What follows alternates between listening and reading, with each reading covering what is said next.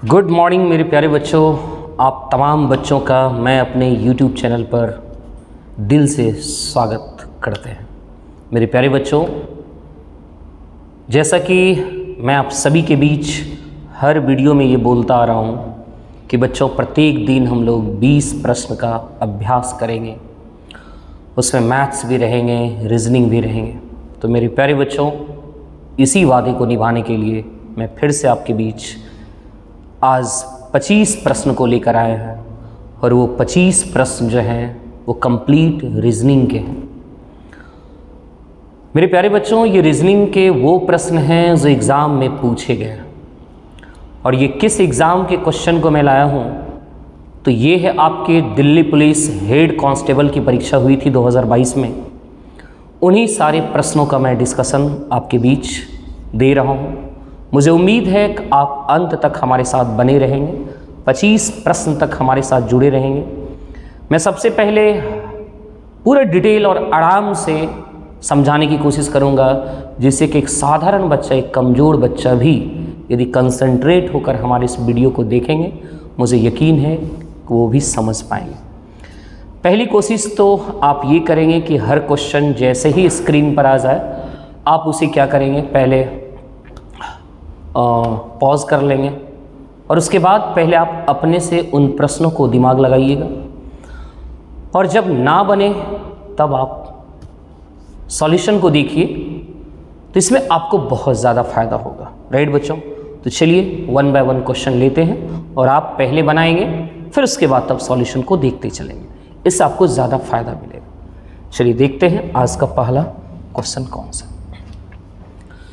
इसे कहते हैं बच्चों नॉन वर्बल रीजनिंग। रीजनिंग दो तरह के होते हैं, एक वर्बल और एक नॉन वर्बल।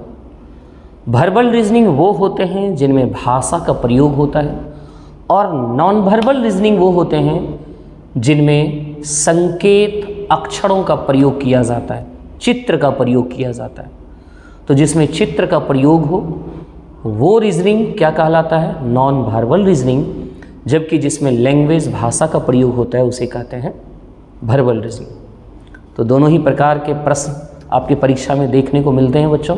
तो चलिए पहला ये क्वेश्चन है, और ये जो इसमें फिगर दिया गया है यहाँ यहाँ यहाँ यहाँ, सभी में आप देखो एक ही जैसे फिगर है, लेकिन सभी का प्लेस चेंज होता जा रहा है। सभी का क्या हो रहा है, प्लेस चेंज होता जा रहा है।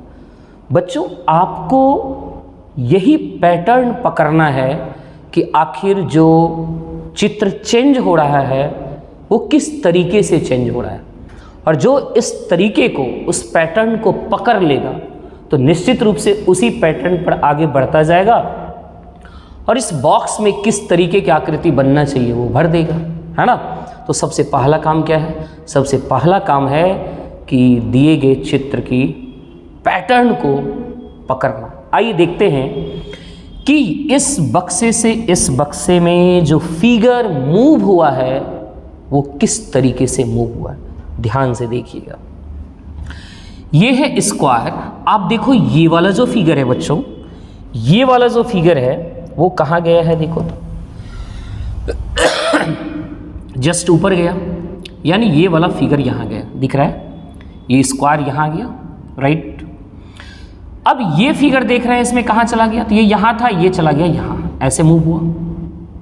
फिर उसके बाद देखो ये फिगर कहाँ गया, तो ये उठ के यहाँ चला है, देखिए इसका प्लेस यहाँ गया, यहाँ था, यानी ये फिगर मूव होते हुए फिर कहाँ चला गया, यहाँ चला। और फिर ये सर्कल कहाँ गया, तो पुनः ये सर्कल यहाँ वापस आ गया। क्या ऐसा ही मूवमेंट तो है? अब यही मूवमेंट आप इसमें देखिए, क्या सच में ऐसा ही हो रहा है? यदि ऐसा ही हो रहा है, इसका मतलब आपने उसके मूवमेंट के पैटर्न को आपने क्या किया, पकड़ लिया। देखो ये यहाँ से यहाँ हुआ है, क्या सच में यहाँ गया?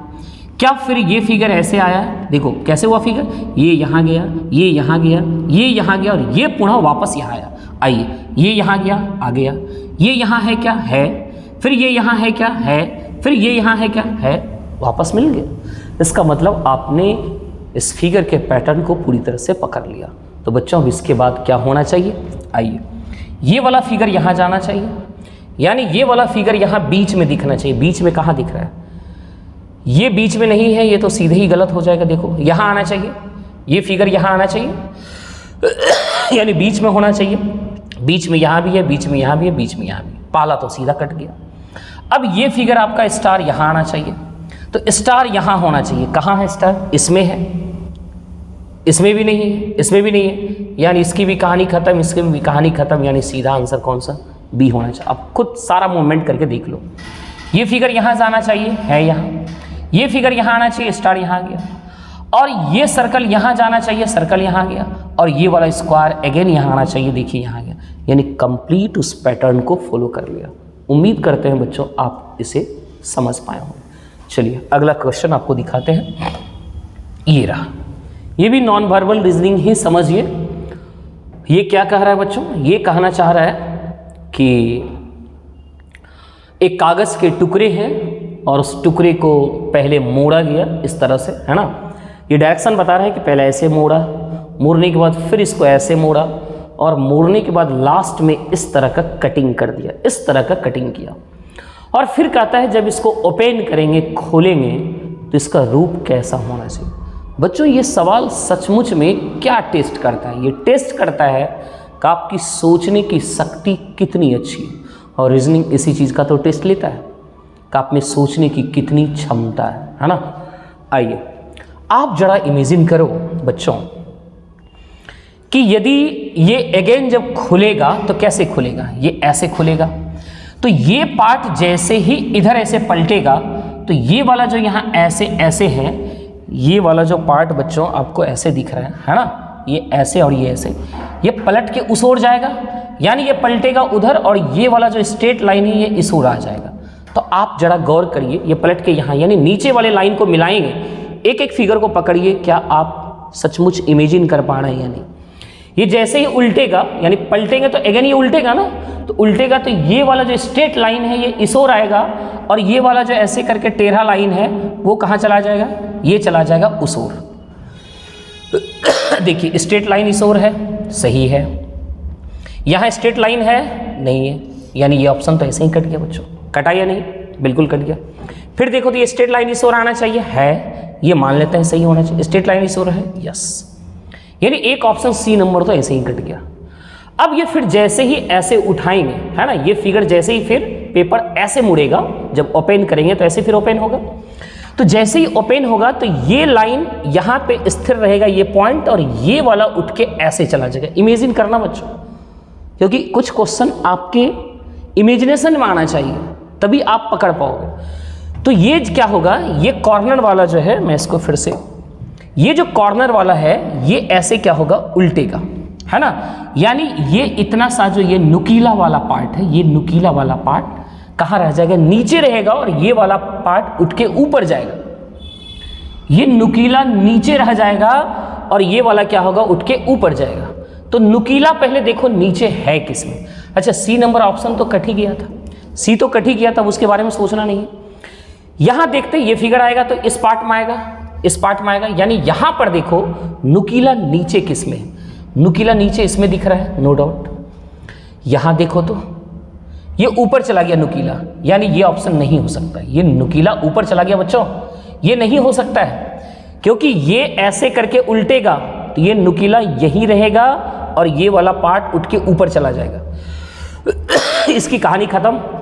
और ये तो देखो कैसे हुआ, फिगर ही मोड़ दिया, ये फिगर ऐसे उल्टेगा और इसी रूप में ऐसे दिखेगा, है ना, ये इसी रूप में ऐसे दिखना चाहिए, यानी ये भी फिगर बिल्कुल इमेजिनेशन से बाहर जा रहा है, यानी एक ही ऑप्शन बच रहा है, वो कौन सा होना चाहिए, डी होना चाहिए।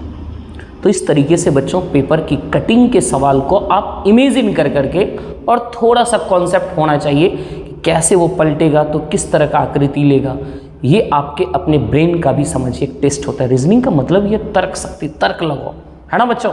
उम्मीद करते हैं आप समझ पाए होंगे। आइए अगला क्वेश्चन दिखाते हैं क्या है। और ये सारे के सारे क्वेश्चन मैंने क्या कहा, कौन से एग्जाम के पूछे गए हैं, तो दिल्ली हेड कांस्टेबल 2022 के प्रश्न। आइए देखिए। और बच्चों जो भी फोर्स में, सेना में जाने की ताकत रखते हैं, जिनकी हाइट अच्छी है, वो निश्चित रूप से तैयारी में जुट जाइए, क्योंकि एसएससी के कैलेंडर में दिल्ली पुलिस कांस्टेबल की और साथ ही साथ सब इंस्पेक्टर की बहाली बहुत जल्द आने वाली है, बहुत जल्द आने वाली है। बस आप ये सोचिए कि क्या आपकी तैयारी पूर्ण हुई है? नहीं ना, तो आप आज से डट जाइए, लग जाइए। निश्चित रूप से आप दिल्ली सब इंस्पेक्टर भी बन सकते हैं या फिर जिसे कांस्टेबल बनने की ख्वाहिश है वो बिल्कुल बन सकते हैं, बशर्ते कि आप अपनी तैयारी में दिन रात लग जाइए। ये देखो क्या कहता है, दिए गए आरेख का ध्यानपूर्वक अध्ययन कीजिए और प्रश्न का उत्तर दीजिए। विभिन्न वर्गों खंडों की संख्या व्यक्तियों की संख्या को दर्शा रही है। मतलब ये फिगर है बच्चों, और इनसे प्रश्न क्या पूछ रहा है? पूछता है कि निम्नलिखित में से कौन सा विकल्प उन पुरुषों का प्रतिनिधित्व करता है जो तकनीशियन होने के साथ साथ सरकारी कर्मचारी भी। सबसे पहले तो पुरुष ढूंढना है। पुरुष में भी कैसा पुरुष? तो तकनीशियन वाला पुरुष, और तकनीशियन के साथ साथ कैसा? तो सरकारी जॉब वाला होना चाहिए, राइट। आइए, ऐसे पुरुष, ये रहा वर्गाकार एरिया पुरुष का। तो पुरुष में बहुत सारे हैं, ये हैं, ये हैं, ये हैं, ये। इन पुरुष में भी सारे पुरुष नहीं, कैसा पुरुष? तकनीशियन वाला पुरुष। तो तकनीशियन, ये देखिए ट्रायंगल में जितने भी आ रहे हैं लेटर, वो कौन सा डिपार्टमेंट बता रहे हैं? वो तकनीशियन का डिपार्टमेंट बता रहे हैं। तो ये वाला लेटर तो तकनीशियन में गया ही नहीं, मतलब टीबी कट गया और एस, आरबी कट गया और टीबी कट गया, तो बचा हमारा एस और भी। पुरुष भी है और ये पुरुष तकनीशियन के अंदर में भी जा रहा है, राइट बच्चों। साथ ही साथ तकनीशियन के साथ साथ और भी क्या होना चाहिए? सरकारी आदमी होना चाहिए। तो सरकारी कर्मचारी किसको डिनोट कर रहा है बच्चों? तो सरकारी कर्मचारी डिनोट कर रहा है ये वृत्त को, है ना।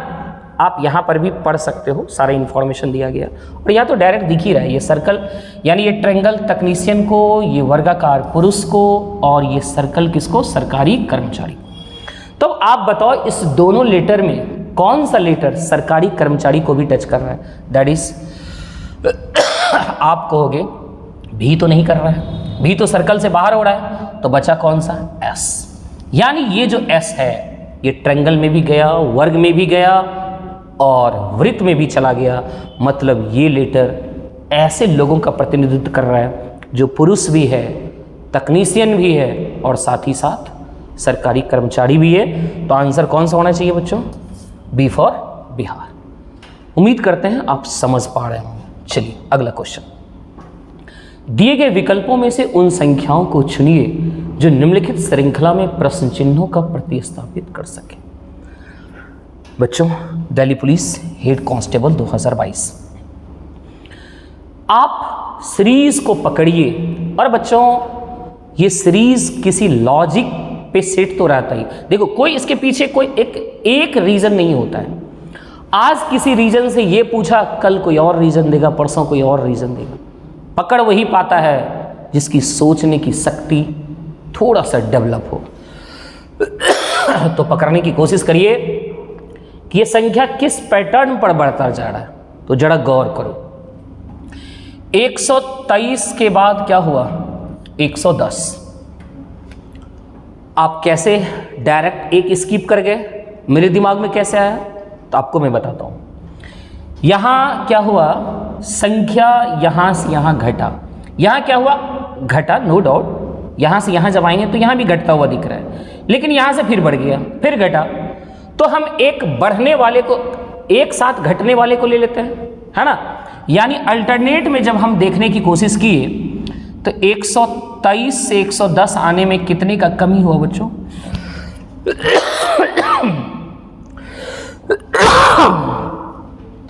तो आप कहोगे 13 घट गया। कितना घट गया? -13। राइट बच्चों, कितना घटा? -13। तो इसका मतलब इसमें जब हम -13 घटाएंगे, फिर से इसका मतलब जब हम इसमें -13 घटाएंगे तो फिर कितना आना चाहिए? यानी ये वाला मिलना चाहिए। तो 110 में जब आप 13 घटाओगे तो 97 आ जाएगा। 97 हमें मिलना भी शुरू हो गया। ऑप्शन कौन सा? डी में। फिर भी आप पूरी तरह से भी सेटिस्फाई करवाइए। अब 2-2 वाट था। देखते हैं कि पहला वाट तो हम पकड़ लिए, और जब पकड़े तो ऑप्शन भी मैच हो गया। इसका मतलब मेरा जो पैटर्न को जो मैंने पकड़ा, जिस तरीके से वो पकड़ना मेरा सही निकला।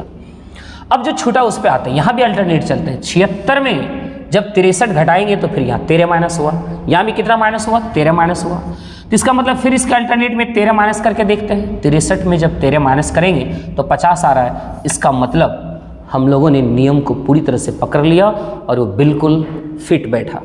तो यही तरीका है बच्चों सोचने का, कि आप कैसे सोच पाते हैं, राइट। चलिए अगला क्वेश्चन फिर आप अटेम्प्ट लीजिए, पहले अपने से बनाओ फिर तब हमारे सॉल्यूशन को देखा करो।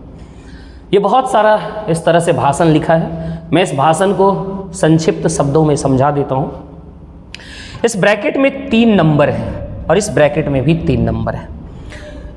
इस तीनों में आपस में क्या संबंध आप स्थापित कर सकते हैं, ध्यान ये रखना है कि जो संबंध आप फर्स्ट तीनों में स्थापित किए वही संबंध यहाँ स्थापित करना पड़ेगा।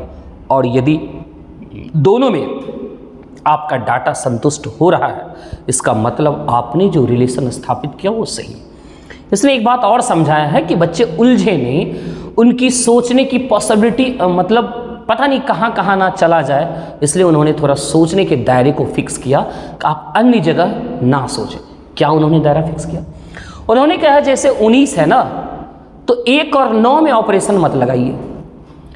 1 4 4 है तो इस डिजिट में ऑपरेशन मत लगाइए कि 4 1 5 5 4 9, ये बात नहीं करना है। यानी ऑपरेशन लगाना है तो 144 में, 8 में और 19 में। 19 के 1 और 9 में ऑपरेशन नहीं लगाइए। आपके पास 3 नंबर है, इसी तीनों को जोड़ना है, घटाना है, गुना करना है, किसी से भाग देना है। तो ये अप्रोच लगा के आपको सोचना है कि क्या इसमें रिलेशन उन्होंने स्थापित किया था, और जो किया है वही पकड़ना होता है हम लोग को। ठीक वही रिलेशन यहाँ स्थापित करेंगे और इस दोनों में जो रिलेशन स्थापित होगा वो सेम रिलेशन चारों ऑप्शन में से किस में मिल रहा है, जो मिलेगा वो आपका ऑप्शन हो जाए, है ना। तो चलो बच्चों देखते हैं।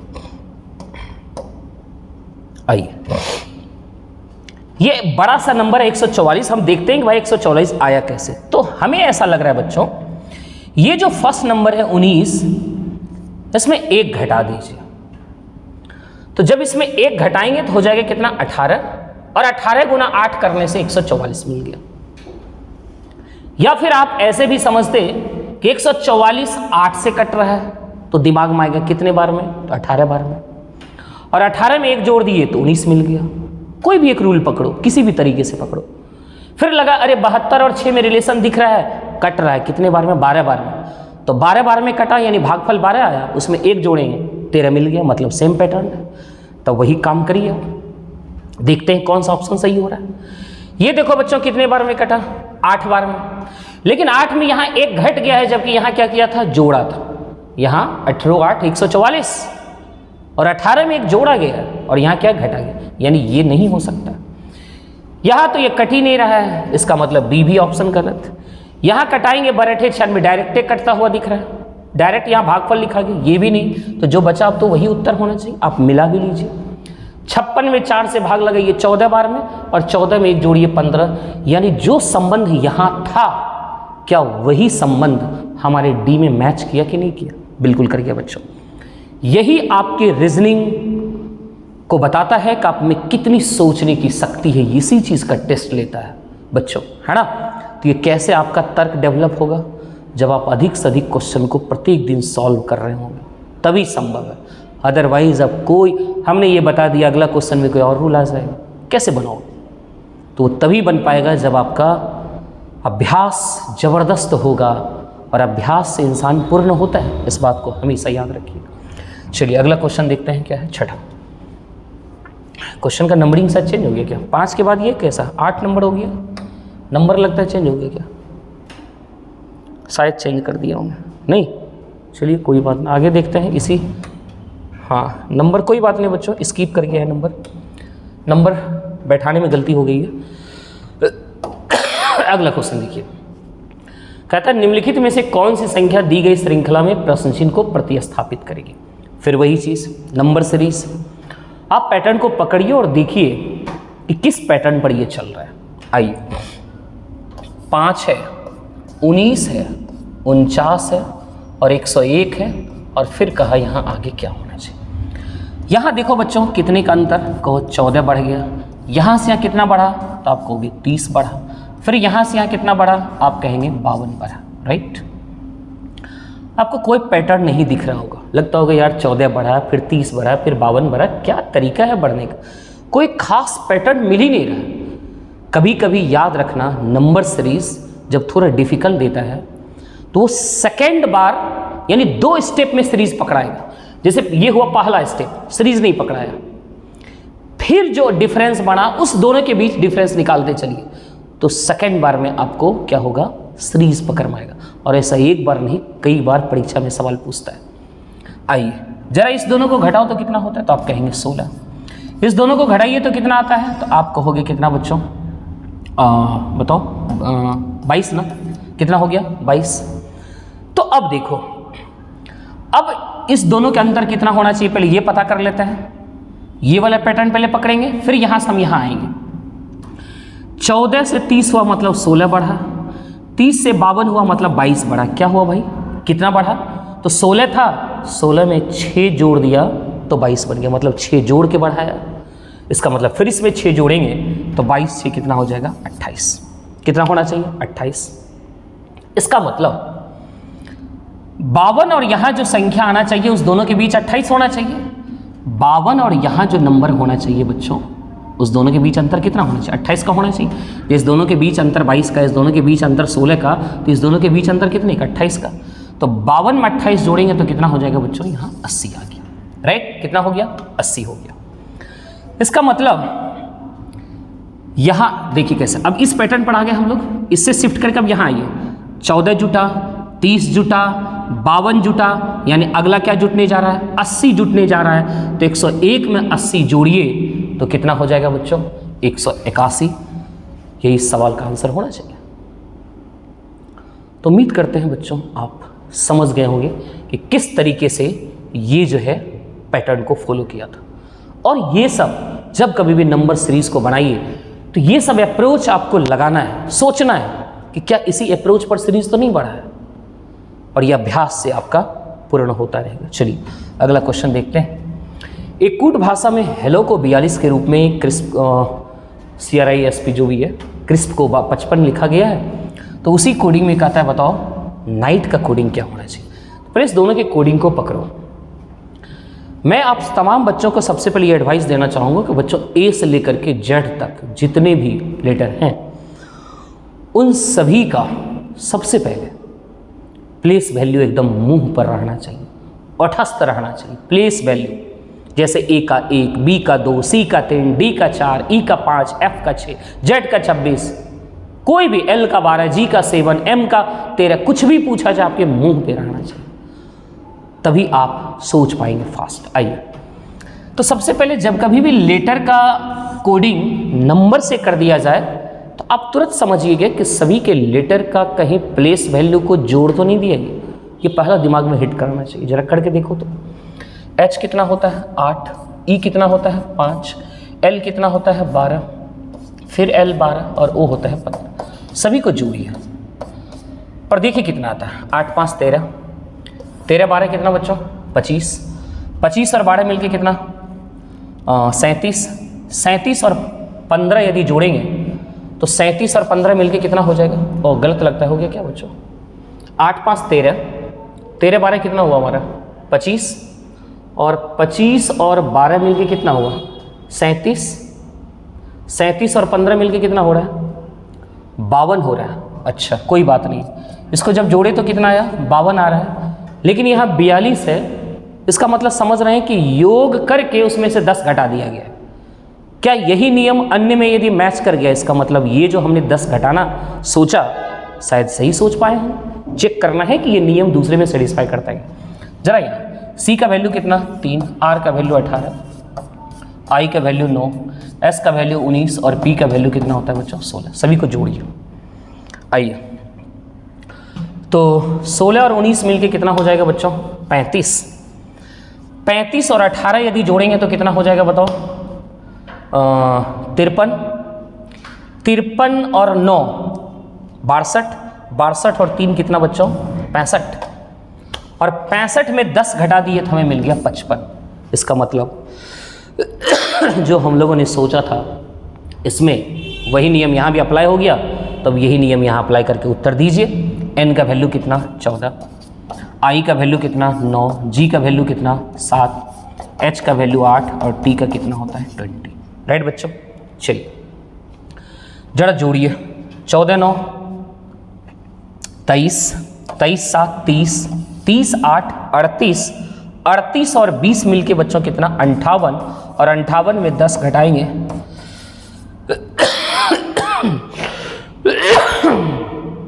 सॉरी बच्चों 48 आना चाहिए। एक सेकंड थोड़ा सा, आजा बच्चे देखो, अगला सवाल मैं आपकी स्क्रीन पर ला रहा हूँ, इसे बनाने की कोशिश करो। दिए गए समीकरण को संतुलित करने के लिए स्टार चिन्हों को क्रमिक रूप से बदलने के लिए गणितीय चिन्हों के सही संयोजन का चयन कीजिए। मतलब इस ऑप्शन में से किस ऑप्शन को रखने से ये समीकरण पूरी तरह से संतुष्ट हो जाएगा। मैं आपको ऐसे प्रश्नों को सॉल्व करने का एक तरीका बताता हूँ। ऐसा नहीं पहले ए रखे, फिर बी रखे, फिर सी रखे, फिर डी रखे, इस तरह से। यदि ए में ही आंसर है तब तो आप सौभाग्यशाली हैं, आराम से रखे, आंसर में मिल गया, 3 ऑपरेशन करने की जरूरत नहीं पड़ी। लेकिन यदि डी आंसर होगा तो मुश्किल हो सकता है। तो आइए एक अप्रोच आखिर क्या लेना चाहिए, मैं उस अप्रोच की बात आपको समझाना चाहता हूं। देखो बच्चों, सबसे पहले जहां भाग है उस पे फोकस करिएगा।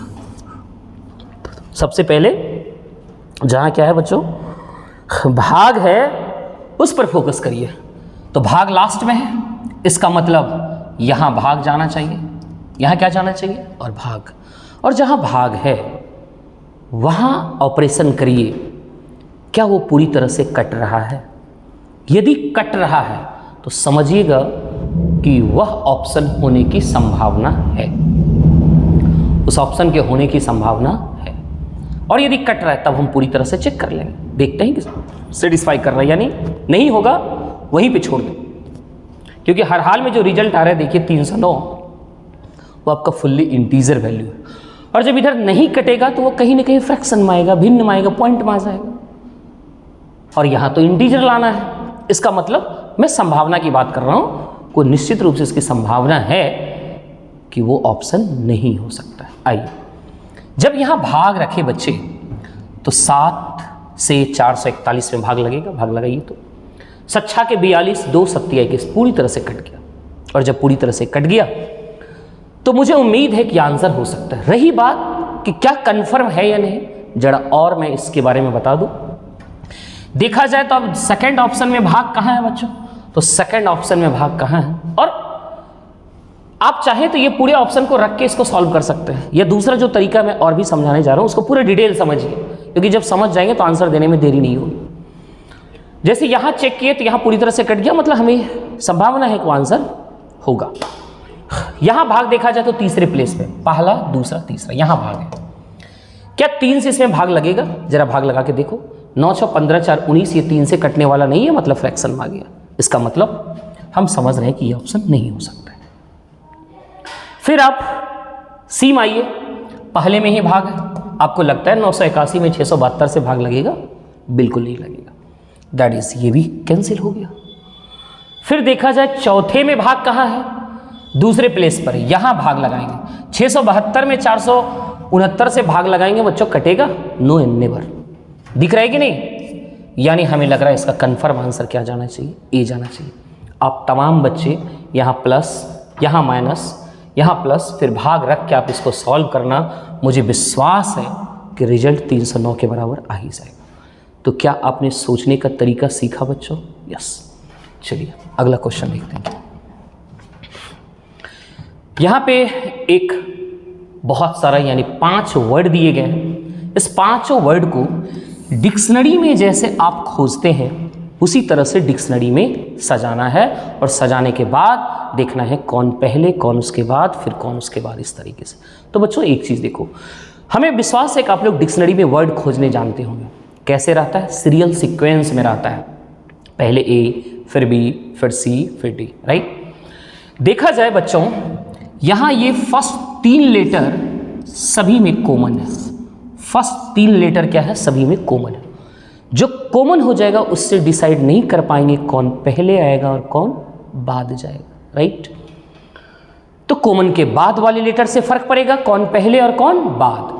तो कॉमन लेटर के बाद जो लेटर है उस पर फोकस करिए और ये सोचिए कि ABCD यानी जब अल्फ़ाबेट पढ़ते हैं तो उस अल्फ़ाबेट में सबसे पहले कौन आएगा, जो आएगा वही सबसे पहला लेटर डिक्शनरी में मिलेगा। आइए, 3 लेटर के बाद हमें यहाँ दिख रहा है D, यहाँ भी D दिख रहा है, लेकिन यहाँ T दिख रहा है और यहाँ V दिख रहा है। बताइए D, T और V में, D, T और V में सबसे पहले कौन आएगा? तो आप कहेंगे सबसे पहले D आएगा। सबसे पहले D आएगा मतलब सबसे पहला नंबर पर आने की संभावना 1 की भी और 3 की भी, और यहाँ P भी था और एक P भी है, ये मैंने छोड़ रखा था, P भी है बच्चों, तब भी तो हमारा सबसे पहले D ही आएगा इस चारों में। यानी पहला स्थान पर आने की संभावना इस तीनों वर्ड का कैंसिल हो गया। हम ऑप्शन से डायरेक्ट मतलब कोशिश करें कि फास्ट पकड़ें, समय बहुत कम होता है बच्चों। तो मुझे लग गया कि या तो पहला स्थान पर 4 जाएगा या तो 2 जाएगा। इसका मतलब या तो पहला स्थान पे 4 या तो 2, यानी ये वाला ऑप्शन तो ऐसे ही नहीं हो सकता, ये तो तय हो गया है। अब देखा जाए कि इस दोनों में कौन पहले होगा, तो दोनों में तो DD है, मतलब इस दोनों में 4 लेटर तक कॉमन हो गया। इस 4 लेटर तक से डिसाइड नहीं कर पाएंगे, तब क्या करेंगे, दोनों का उस 4 लेटर के बाद का लेटर देखेंगे। तो इसके 4 लेटर के बाद का लेटर देखा जाए तो इसका L दिख रहा है और इसका क्या दिख रहा है, W दिख रहा है। तो पहले L होगा कि पहले W होगा? अल्फ़ाबेट जब पढ़िए तो उसमें सबसे पहले कौन आएगा, पहले L आएगा।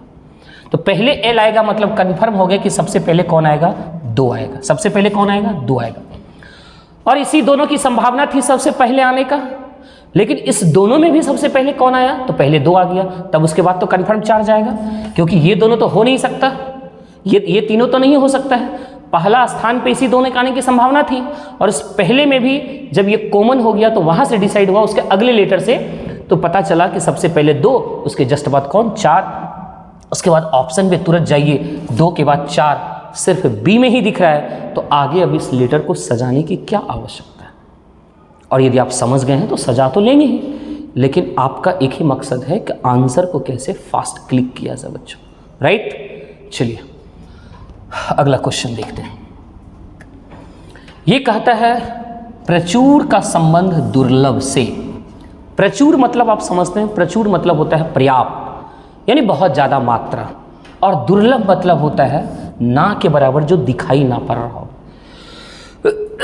कभी कभी नहीं सुनते एकदम दुर्लभ प्रजाति है, मतलब दिखता ही नहीं।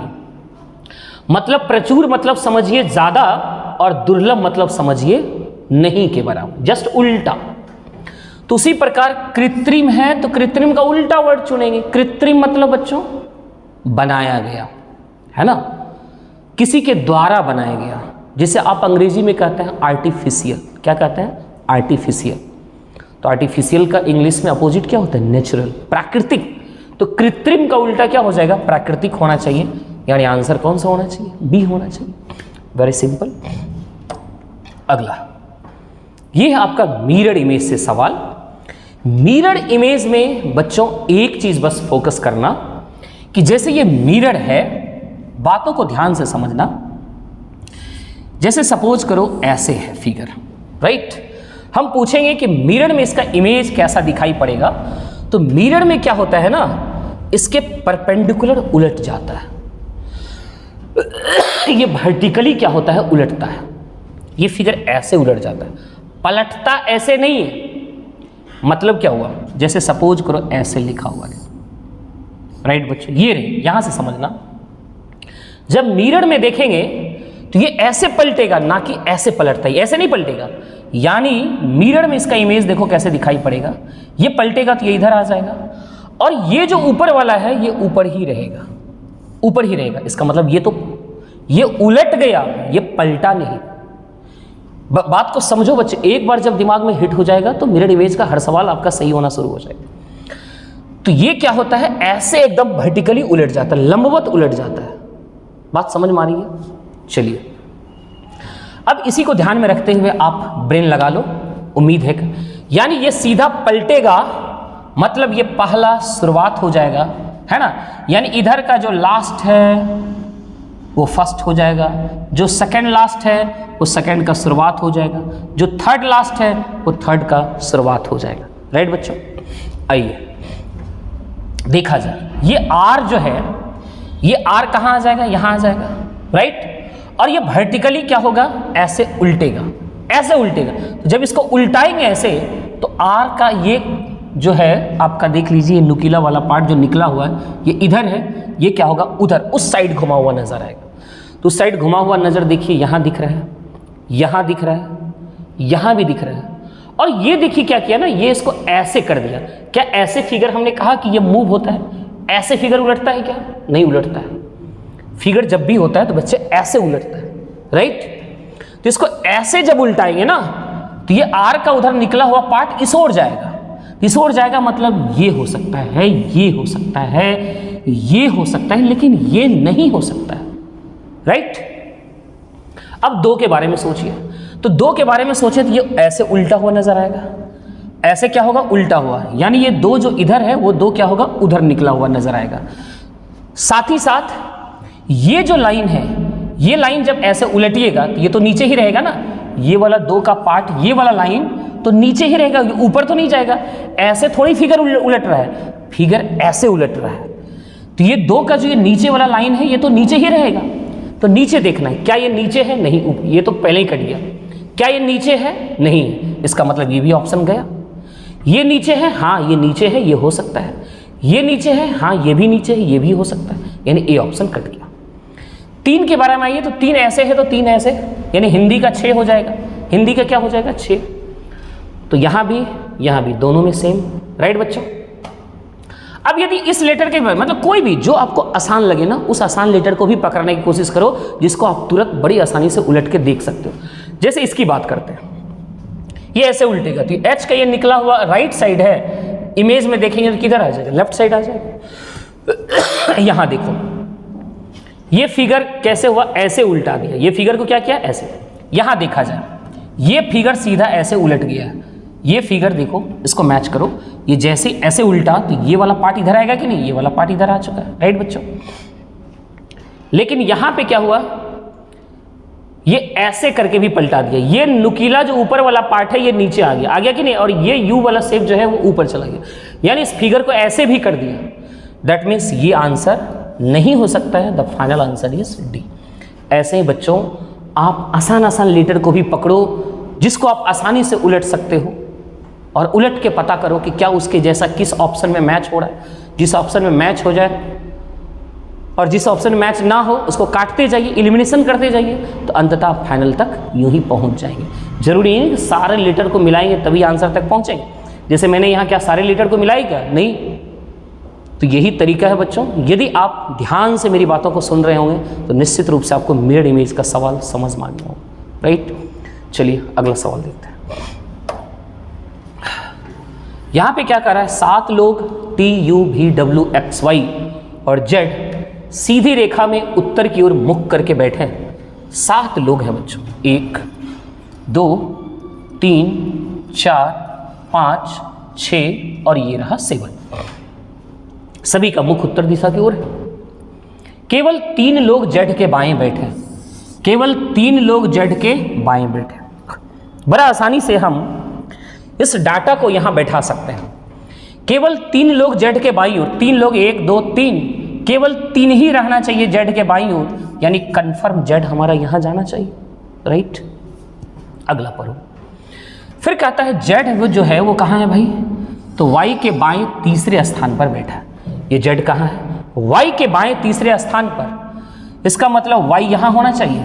देखिए वाई का बायां पहला, वाई का बायां दूसरा, वाई का बायां तीसरा, तीसरे स्थान पर बैठा, पहला दूसरा तीसरा। सेकंड लाइन भी हम पूरी तरह से एडजस्ट कर दिए। अब अगला लाइन पढ़िए, कहता है डब्लू भी के बाएं चौथे स्थान पर बैठा है। यदि जेड और वाई, ध्यान से सुनिएगा बात, जो लेटर आप बैठा दिए उसी लेटर से लिंक किया हुआ सेंटेंस यदि मिलता है तो बैठाना यानी अरेंज करना बड़ा आसान होता है। लेकिन यदि उस लेटर में से कोई भी लेटर से लिंकेज ना मिले तो मुश्किल होने लगता है। तब आपकी अपना स्किल, आपकी पॉसिबिलिटी पर बात होनी चाहिए कि आखिर कहाँ कहाँ वो जा सकता है। तो सवाल थोड़ा दमदार हो जाता है बच्चों, ध्यान से सुनना बातों। W का रिलेशन भी से, ना इसमें अभी W बैठा है ना भी बैठा है, कैसे कहाँ बैठाओगे, जरा ध्यान से सुनो। कहता है W कहाँ है, तो कहता है भी के बाएं चौथे स्थान पर है। W कहाँ है, भी के चौथे, भी के बाएं, तो हम यहां से यदि शुरू करें बाएं चौथा स्थान पे जाना चाहिए। तो भाई यहां से शुरू करो, यदि पहला, कम से कम थोड़ा गैप होना चाहिए। सपोज करो भी हम यहां रखते हैं, तो क्या इसके बाएं चौथा स्थान का प्लेस खाली है क्या? तो आप कहोगे पहला, दूसरा, तीसरा, चौथा खाली है, यानी यहां W आ सकता है, यानी यहां W आ सकता है। अच्छा, एक बात दिमाग में यह भी आ रहा होगा बच्चों कि x और y के बारे में कुछ कहा गया है। हाँ, y है, x का रिलेशन y से कहा गया, लेकिन क्या कहा गया है? निगेटिव सेंटेंस दिया है कि पॉजिटिव? कहता है x y का कोई निकटस्थ नहीं है, पॉजिटिव सेंटेंस नहीं, निगेटिव सेंटेंस नहीं है। तो भाई उसके लिए बहुत सारा प्लेस, सिर्फ वहां नहीं हो सकता, हो तो वो यहां भी सकता है, यहां भी सकता है, यहां भी सकता है। किसी एक प्लेस पर कहा y का पड़ोसी नहीं हो सकता, y का पड़ोसी नहीं हो सकता मतलब यहां x नहीं आ सकता, यानी x यहां आ सकता है, x यहां आ सकता है, यहां, देयर आर मेनी पॉसिबिलिटी। तो उससे अभी भी कंफर्म कहां है कि x कहां जाना चाहिए? तो चलिए कोई बात नहीं है, आते हैं निष्कर्ष पर। ध्यान से समझना, क्वेश्चन बहुत अच्छा है। कहा W भी के बाएं चौथे स्थान पर, W भी के बाएं चौथे स्थान पर है।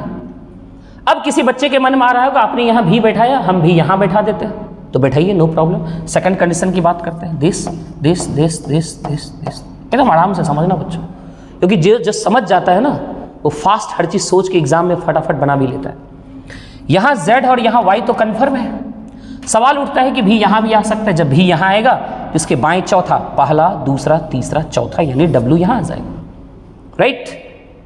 अब आइए, तो दो कंडीशन बनता हुआ दिख रहा है और देखते हैं फाइनली होता क्या है। अरेंज होने के बाद क्या जो पूछा जा रहा है उसका आंसर इस केस और इस केस दोनों में हम सही जवाब दे पाते हैं या नहीं, या एक ही आंसर आता है या डिफरेंट आता है। अब कौन सा छूटा हमारा छूटा x और y, राइट बच्चों। अब नहीं, कुछ और भी छूटा, हाँ, t और u भी तो छूट रहे हैं ना। ये सेंटेंस पढ़ा जाए, कहता है t u के दाएं दूसरे स्थान पर है। t कहां है? u के दाएं। तो देख लीजिए इस सेंटेंस को पढ़ना बच्चों ध्यान से, t u के दाएं, t होना चाहिए u के दाएं। इसका मतलब, और कहां? दूसरे स्थान, दाएं किस स्थान पर? दूसरे स्थान पर। तो यदि मैं u यहां रख दूं, यदि मैं u यहां रखूं, यदि मैं u यहां रखूं, तो u के, t कहां है?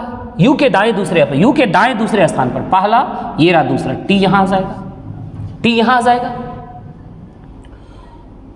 क्या मैं, अब ये दोनों बैठ गया, तो अब फाइनली हमारा एक ही बच रहा है, वो कौन सा बच रहा है? x।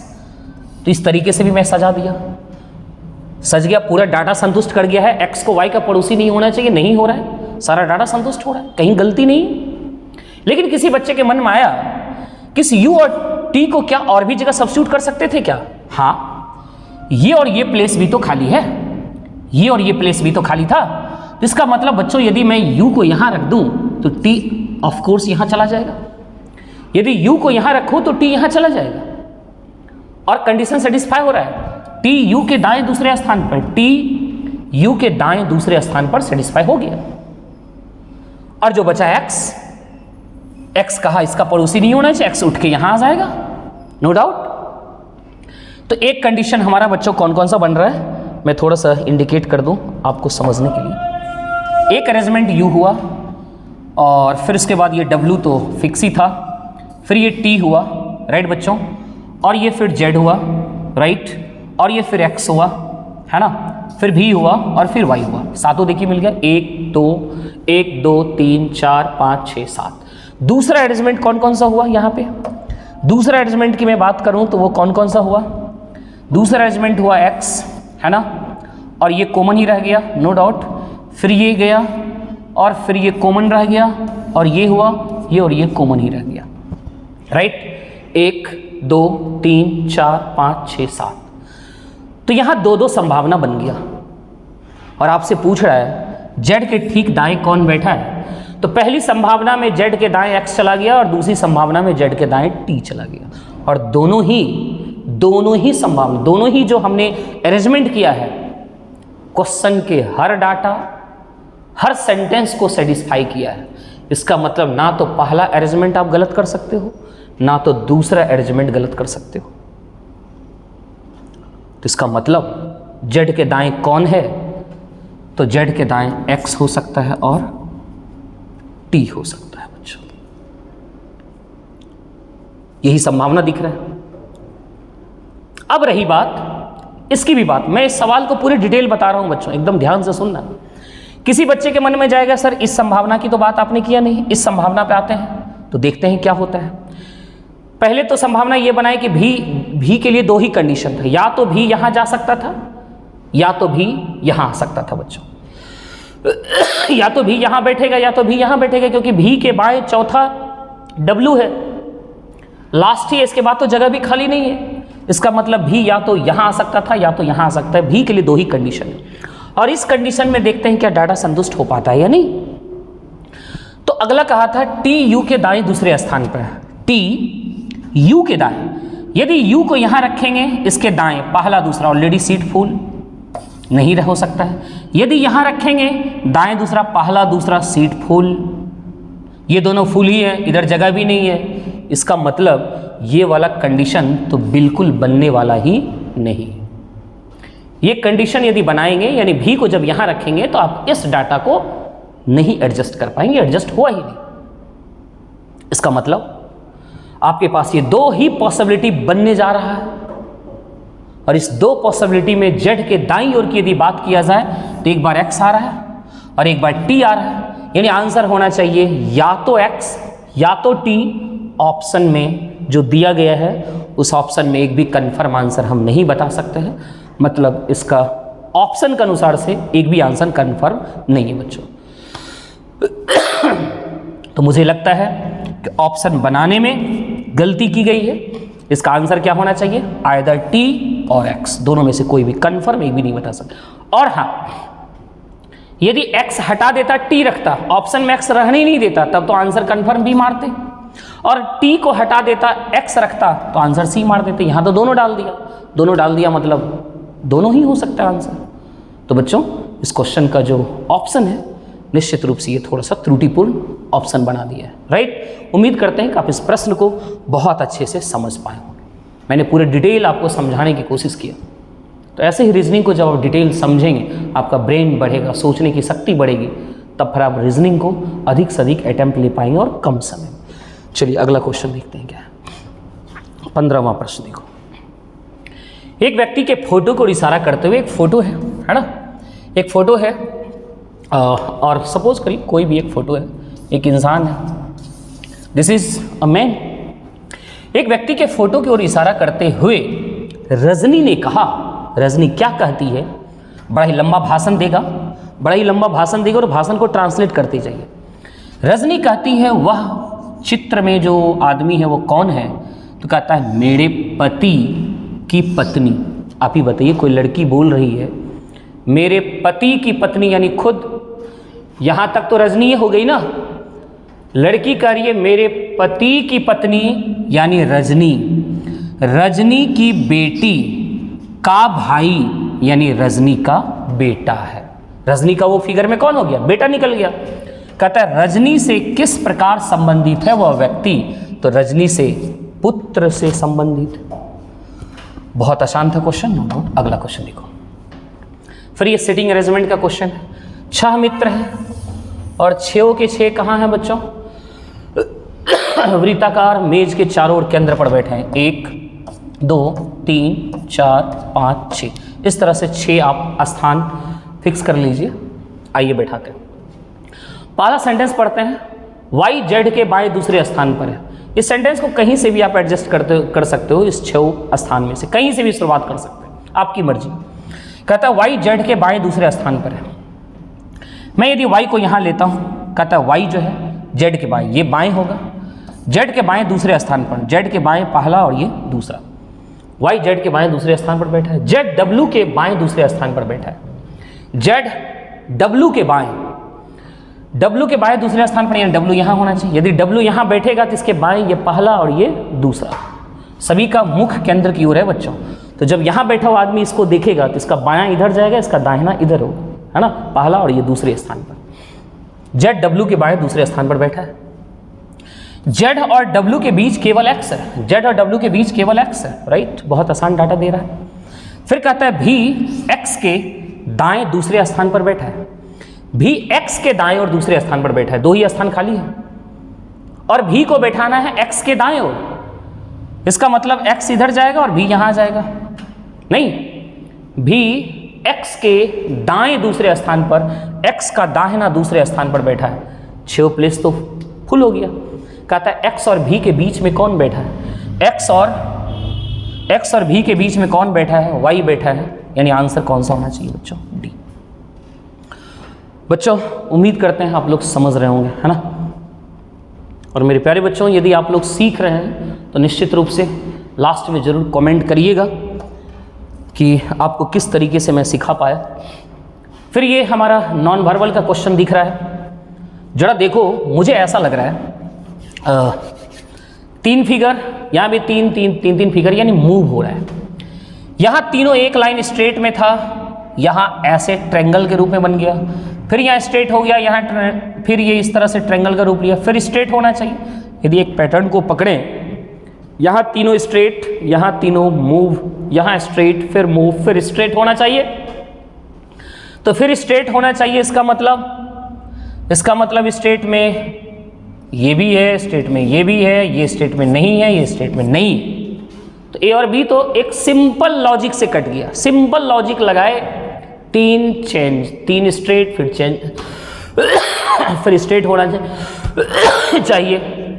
तो स्ट्रेट में सी और डी ही है, तो ए और बी तो इसी लॉजिक से कट गया। अब आते हैं कि सी सही कि डी सही।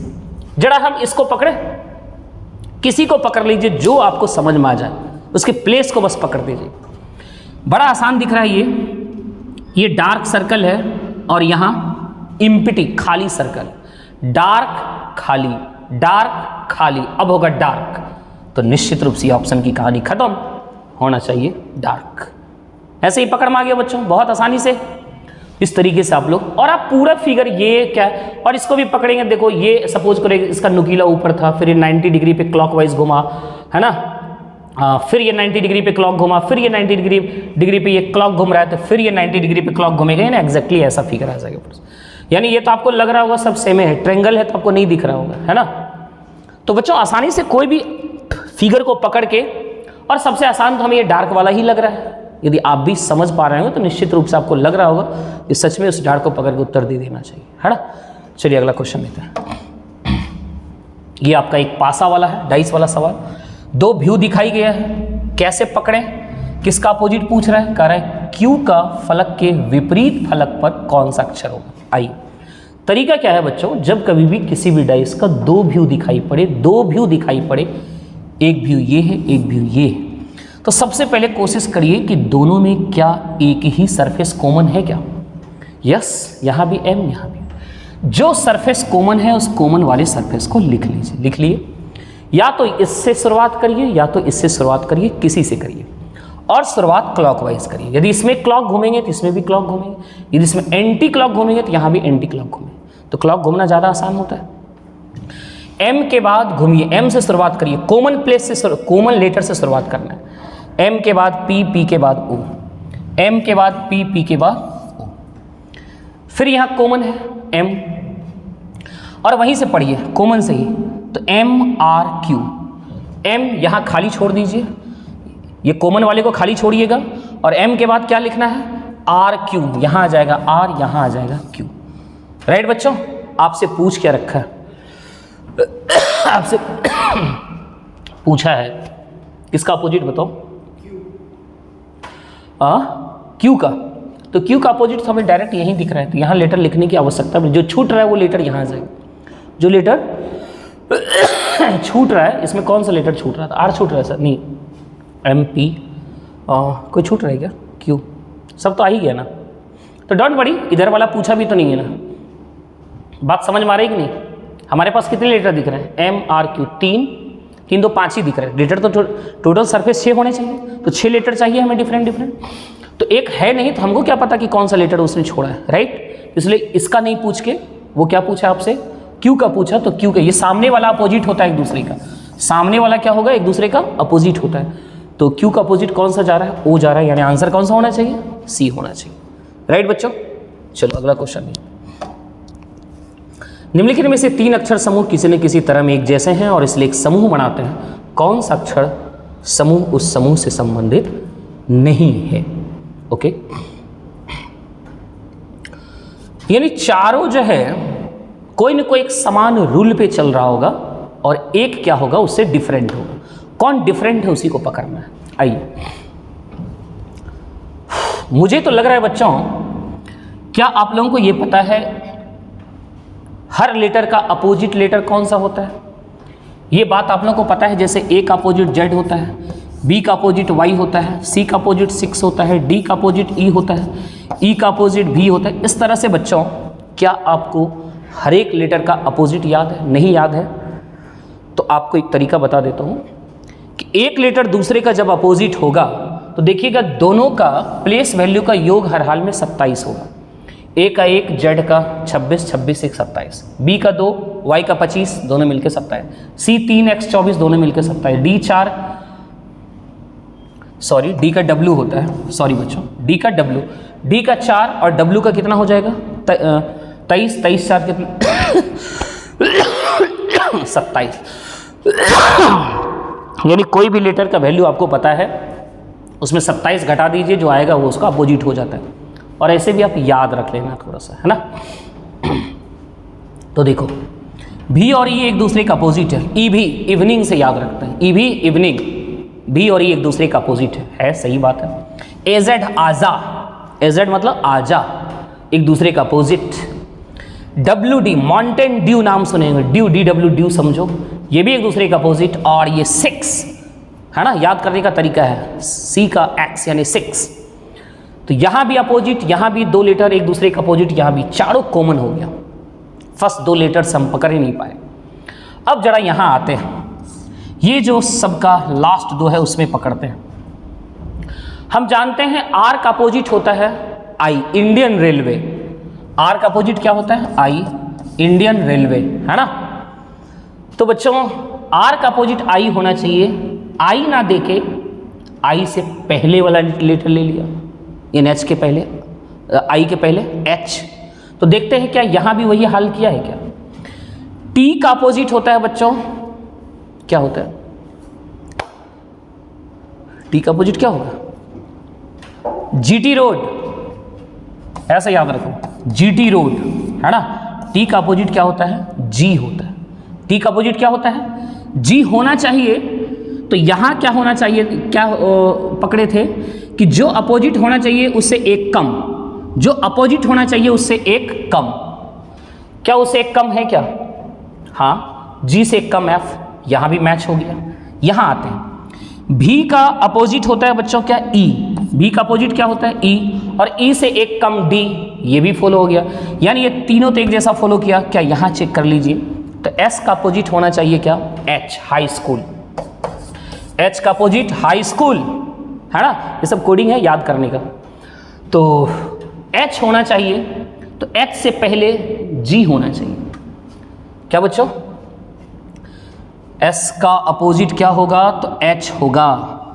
तो एच से पहले क्या होना चाहिए, जी होना चाहिए। यहां तो जी है नहीं, इसका मतलब ये जो है रूल से क्या हुआ, पूरी तरह से अलग हो गया। इसका मतलब ये 3 ABC एक समान और ये डिफरेंट, डिफरेंट कोई पकड़ना था, ये हमारा डिफरेंट मिल गया, राइट बच्चों।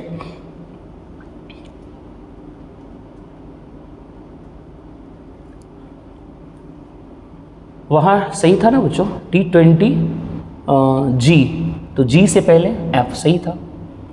और S का अपोजिट हो जाएगा आपका H, H से पहले, है ना, G, बिल्कुल नहीं, हाँ बिल्कुल सही है बच्चों। अच्छा एक चीज़ और भी हमें ऐसा लग रहा है कि आप सभी के प्लेस वैल्यू को भी जोड़ सकते हो।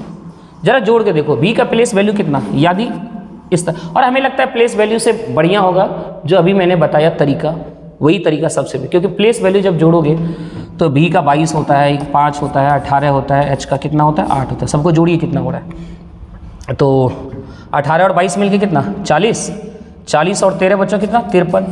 यहाँ जोड़ो तो जेड 26, ए कितना 1, बी कितना और 22 और डी कितना 4, राइट। 22 और 26 मिलके कितना 50, 50 5 सॉरी 26 और 22 मिलके कितना 48, 48 48 5 कितना 53, ये भी 53 हो गया।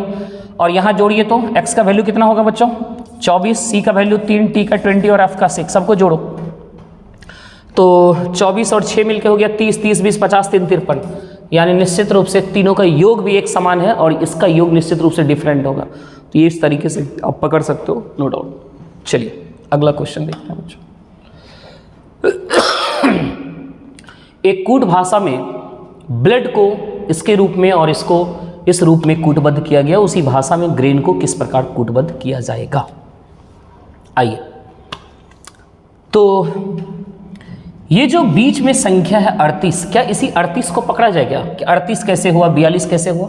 बस इतनी सी बात यदि पकड़ लें तो शायद बीच में नंबर है, उस नंबर से ही पकड़ लेंगे, सभी का नंबर तो डिफरेंट है। आइए जरा देखो तो बच्चों, सभी के प्लेस वैल्यू को जोड़ते हैं। बी का वैल्यू कितना होता है 2, एल का 12, ओ का 15, 15 15 कितना हो जाएगा 30 और डी का वैल्यू कितना 4। जरा जोड़ो तो इसको कितना आ रहा है 4 2 6 और 12 6 18, 30 और 18 मिलके कितना हो गया 48।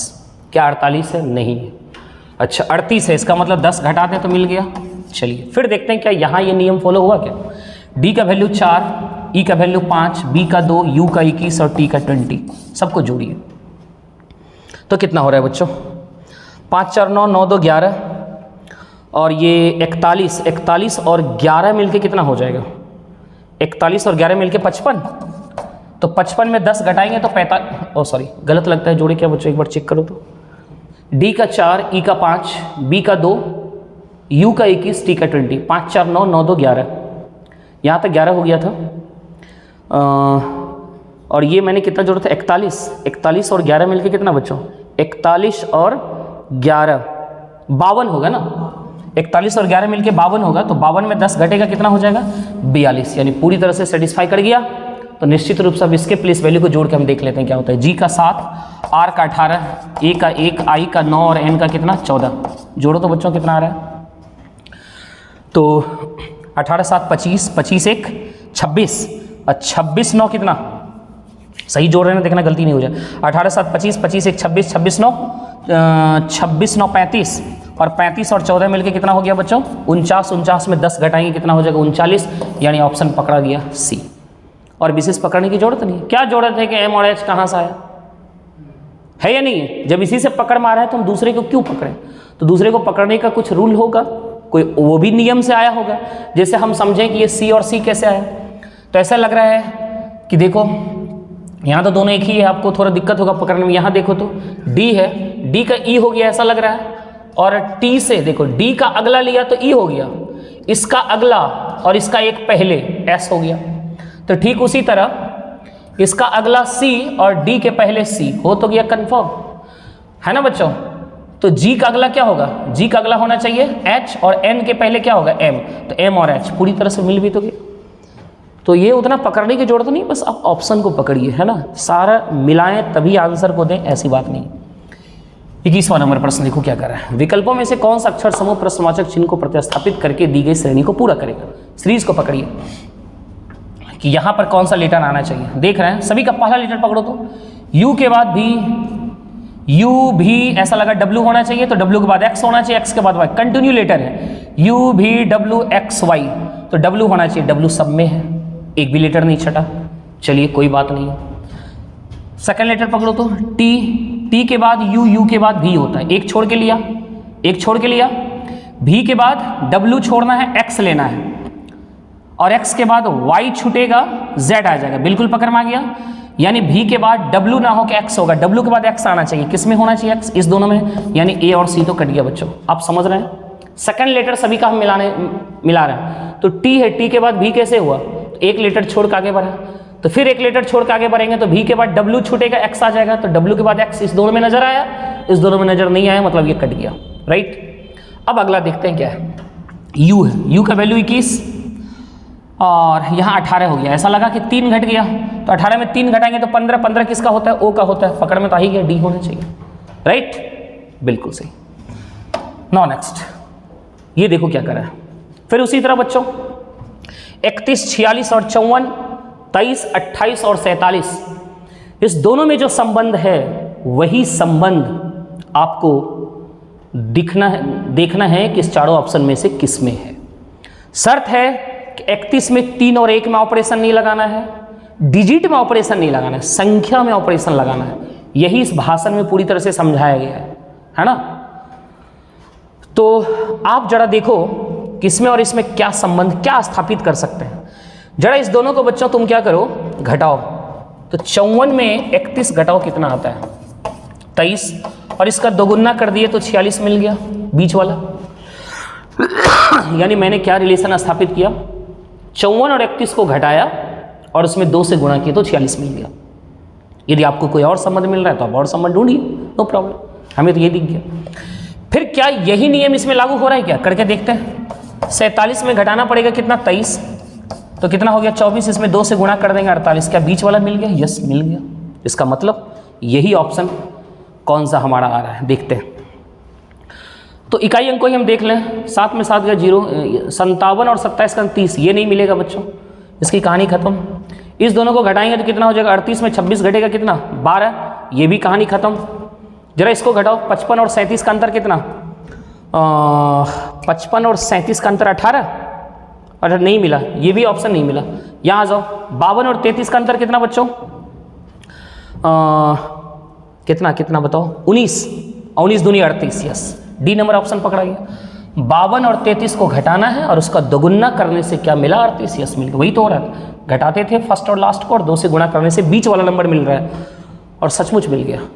इसका मतलब पकड़ में आ गया, आंसर कौन सा होगा? डी। चलिए अगला क्वेश्चन देखो क्या करें। इस साइलोजिज्म का क्वेश्चन आया बच्चों, क्या कर रहा है? सभी आयरन जिंक है, सारे आयरन क्या है?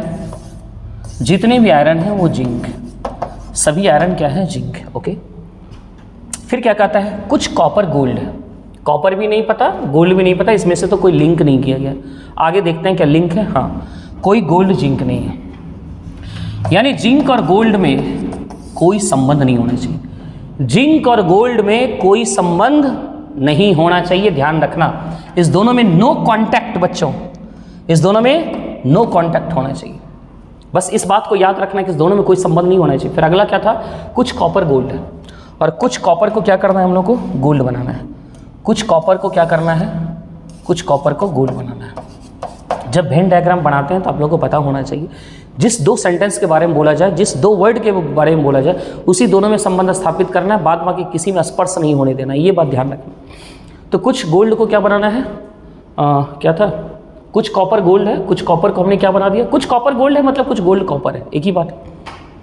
निष्कर्ष पाते हैं, पहला निष्कर्ष कहता है कुछ आयरन गोल्ड हो सकता है, कुछ आयरन गोल्ड हो सकता है। बच्चों, जब जिंक और गोल्ड में ही कोई संबंध नहीं है तो इसके अंदर वाला रिलेशन कभी फॉलो हो पाएगा? जैसे ये समझो बिहार, ये समझो हिंदुस्तान। जब हिंदुस्तान की, और इसको पाकिस्तान समझ लो, जब हिंदुस्तान की दोस्ती पाकिस्तान से नहीं हो रही है तो क्या बिहार की दोस्ती पाकिस्तान से हो जाएगी? इसका मतलब दिस इज रॉन्ग, राइट। कुछ आयरन गोल्ड हो सकते हैं, कभी नहीं हो सकते। अगला क्या कहता है? क्या कह रहा है? कोई आयरन गोल्ड नहीं है। यस, कोई आयरन गोल्ड नहीं, इस दोनों में कोई, जब इसमें और इसमें कहा कोई संबंध नहीं है ना बच्चों। लॉक कैसे हो गया इसको? ये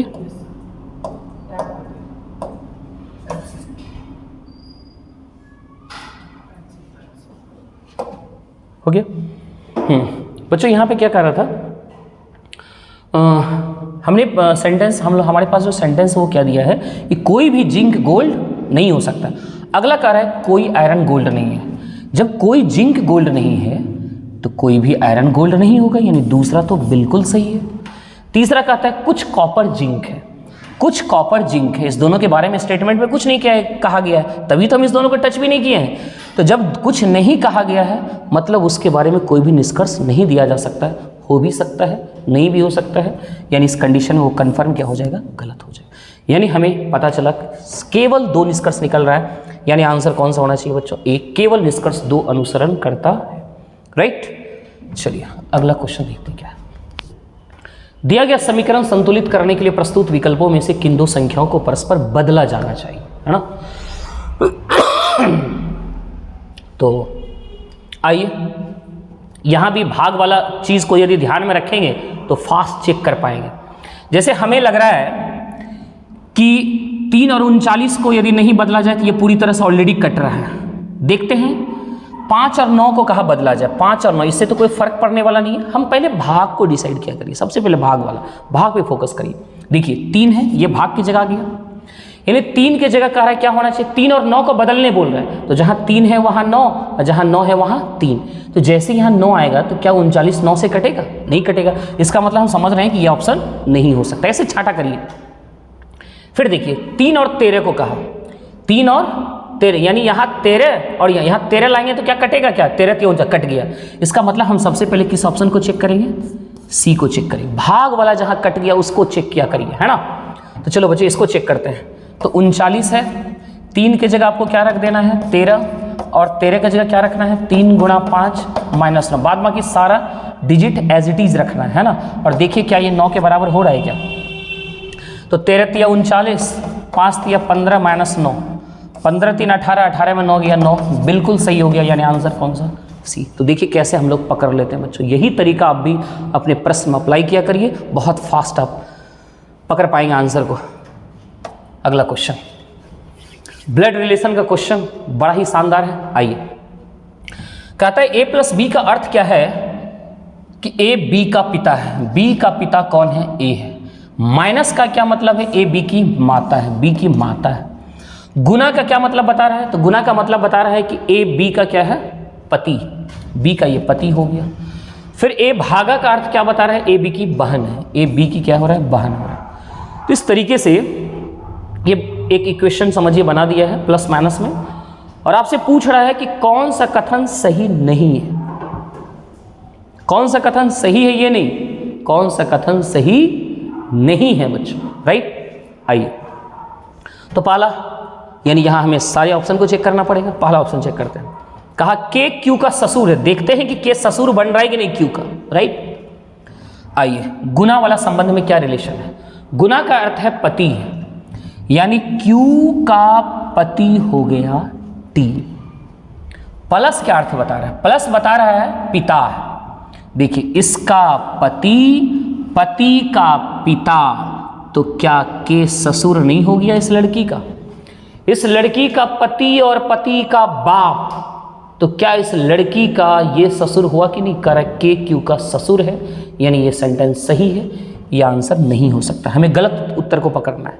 ये सही है इसलिए आंसर नहीं जा सकता। एस टी का पिता का पिता है। एस कौन है? टी का पिता का पिता। देखते हैं टी से शुरुआत करते हैं, एस और टी में ही संबंध है, तो यहां से नहीं शुरू करेंगे, यहां से शुरू करेंगे। आइए प्लस किसका संबंध है? पिता का ही। प्लस क्या संबंध बता रहे हैं? पिता का। तो टी का पिता माइनस, माइनस का मतलब, माइनस का मतलब माता, तो ये तो इसकी माता हो गई ना। कह रहा है एस जो है टी का पिता है। पिता का पिता कब होता है? जब एक ही सिंबल यूज रहता, प्लस प्लस यही रहता तब ना पिता। जैसे यहां सपोज करो ए बी और सी रहता, पिता का पिता, राइट। ये तो देख के ही पकड़ लेते कि एस और टी में संबंध पूछ रहा है, पिता का पिता बना रहा है, यहां माइनस यहां प्लस चेंज हो गया, मतलब ये सेंटेंस गलत हो गया, इसलिए आंसर कौन सा चला जाएगा? बी। तो हमें आगे अब मिलाने की आवश्यकता नहीं है बच्चों, है ना। चलिए अगला क्वेश्चन देखते हैं। Yes, the final. प्यारे बच्चों, बहुत मेहनत किया मैंने आप सभी को समझाने के लिए। मैंने अपने तरीके से बहुत कोशिश किया, मेरी जितनी क्षमता है, पता नहीं आपको मैं संतुष्ट कर पाया या नहीं, लेकिन भगवान ने मेरे में जितनी भी क्षमता दी है, मैं अपनी क्षमता का भरपूर यूज़ किया आप सभी को समझाने के लिए। इसके बावजूद भी यदि आप नहीं समझ पाए तो या तो मेरी गलती है या तो आपकी गलती हो सकती है। और जो बच्चे मेरे समझाने के बाद समझ गए, तो मुझे इस बात का गर्व होगा कि मैं आपको समझा पाया, आपको कुछ सिखा पाया। मेरे प्यारे बच्चों, मुझे उम्मीद है कि यदि आप मेरे इस वीडियो को लगातार समझ के और कंसंट्रेट होकर देख रहे होंगे तो मुझे विश्वास है कि आप निश्चित रूप से सीख पाए होंगे। मैं फिर आपसे वादा करता हूं कि लगातार ऐसे ही 20-25 प्रश्नों का संग्रह और एक एक प्रश्न का डिस्कशन मैं आपके बीच देता रहूँगा। यदि आप हमसे जुड़े रहेंगे तो निश्चित रूप से आपकी तैयारी बेहतर होती जाएगी और एक दिन ऐसा आएगा, विश्वास रखिए, कि आप किसी एग्ज़ाम को निश्चित रूप से क्रैक कर पाएंगे। मेरे प्यारे बच्चों, मेरे आज का ये सारा डिस्कशन आपको कैसा लगा? प्लीज़, अच्छा लगे बुरा लगे जो भी लगे बच्चों, थोड़ा कमेंट ज़रूर करिए और यदि अच्छा लगा हो तो लाइक भी करिएगा और अपने दोस्तों तक शेयर भी करिए। और यदि चैनल पर नहीं जुड़े हैं तो मेरे इस चैनल को सब्सक्राइब भी कर लेंगे। आपका दिन शुभ हो और आप यूं ही दिन प्रतिदिन तरक्की के राह पर चलते रहें और एक दिन आप अपनी मंजिल को छुएं, यही हमारी शुभकामना है। Thank you very much.